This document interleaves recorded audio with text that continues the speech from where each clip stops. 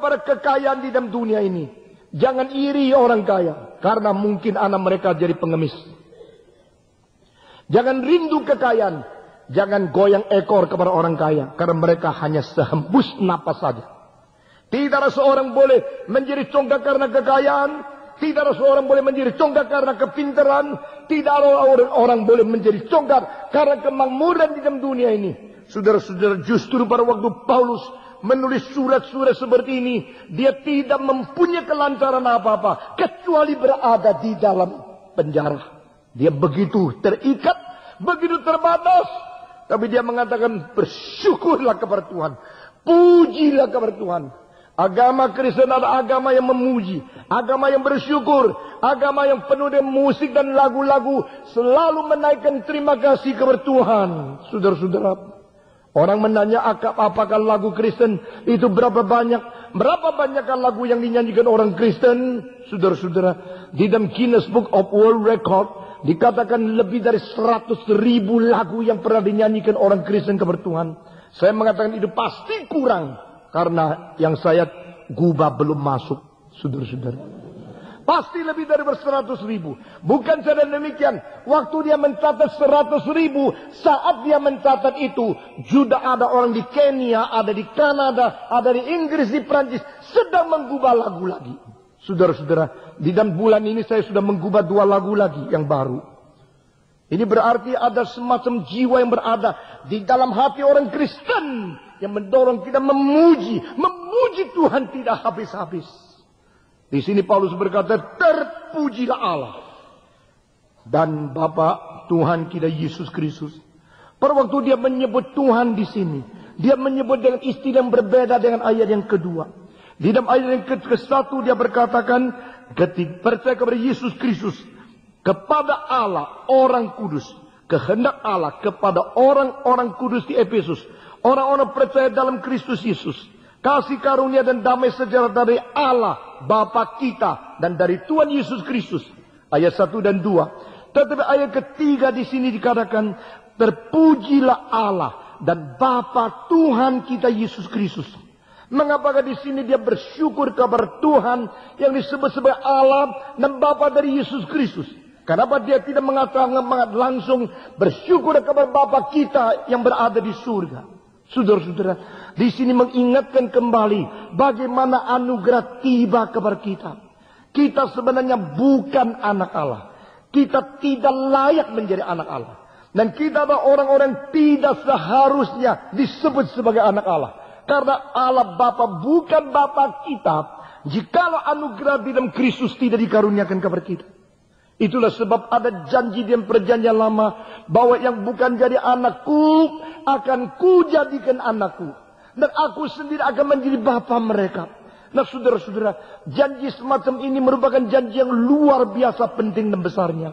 Jikalau seorang presiden angkat engkau menjadi anaknya, engkau akan merasakan itu mulia luar biasa. Presiden mau menjadi bapakku, aku disebut anak oleh dia, aku dipungut menjadi anak. Tetapi presiden itu siapa? Dia hanya seseorang yang bisa mati. Saudara-saudara, mari kita menghayati semua kalimat-kalimat yang begitu sederhana, tapi di dalamnya mengandung arti yang begitu penting yang dicatat di dalam kitab suci. Di dalam perjanjian lama Allah mengatakan, aku berjanji supaya engkau menjadi anakku yang bukan anakku, akan kujadikan menjadi anakku, dan aku sendiri akan menjadi bapa mereka yang bukan umatku. Aku akan menjadikan mereka umatku, dan aku akan memelihara mereka. Saudara-saudara, ini kalimat keluar dari mulut Sang Pencipta, keluar dari mulut Tuhan Allah yang tertinggi. Tuhan Allah adalah Allah segala sesuatu, dan dia mau menjadikan sebagian orang anaknya, dan dia adalah berjanji menjadi bapa mereka. Sebenarnya Tuhan Allah hanya mempunyai seorang anak, yaitu anak yang tunggal Yesus Kristus. Saudara-saudara, dari anak yang tunggal menjadi mempunyai banyak anak. Di sini mempunyai qualitative difference. Yesus anak Allah. Di sini artinya adalah Yesus mempunyai sifat ilahi sama dengan sifat ilahi yang ada pada Bapa. Bapa dan anak mempunyai sesuatu yang bersama. Share something in common, and that is essence, the substance and the nature of life. Saudara-saudara, seorang manusia mempunyai sifat hidup manusia. Demikian anak dari manusia juga disebut manusia. Karena anak itu mempunyai sifat hidup yang sama seperti bapaknya. Pada waktu kita membaca kitab suci, menyebut Yesus sebagai anak Allah yang tunggal. Di sini mengandung 3 arti. Pertama, tidak ada lain yang seperti Yesus Kristus. Tidak ada bandingannya. Bukan Socrates, bukan orang seperti Kongfucu, bukan Sakyamunis, Siddhartha, bukan Musa, bukan Abraham, bukan pendiri agama yang lain, bukan Muhammad. Tidak ada orang seperti dia. Karena ini tunggal, berarti no compare, no competition, no replacement. Hanya Yesus Kristus satu-satunya yang tidak ada bandingnya. Dia yang tunggal, itu namanya anak tunggal. Kedua, Yesus disebut anak, mengandung 2 arti yang lain. Pertama, mempunyai sifat dasar yang sama dengan Bapa. Saudara-saudara, kucing anaknya juga kucing. Ular anaknya juga ular. Sapi anaknya juga sapi. Manusia anaknya manusia. Karena mempunyai sifat dasar daripada jenis yang sama. Karena waktu kita menyebut Yesus sebagai anak Allah, itu tidak berarti Allah menikah sama seorang wanita lalu melahirkan dia. Ajaran-ajaran feminisme sudah merusak dunia teologi sampai hari ini. Kemarin malam telepon saya dengan anak saya yang berada di Minnesota. Dan saya tanya kepada dia tentang perkembangan teologi di situ. Dia mengatakan, saya tinggal di rumah seorang Amerika. Dan orang tua itu kalau berdoa, our Father and Mother in Heaven. Saudara-saudara, kenapa? Karena mereka menganggap Alkitab ini ditulis oleh manusia yang mentitik beratkan laki-laki. Sehingga menghina perempuan. Kalau menyebut Allah sebut Bapa, berarti perempuannya di mana?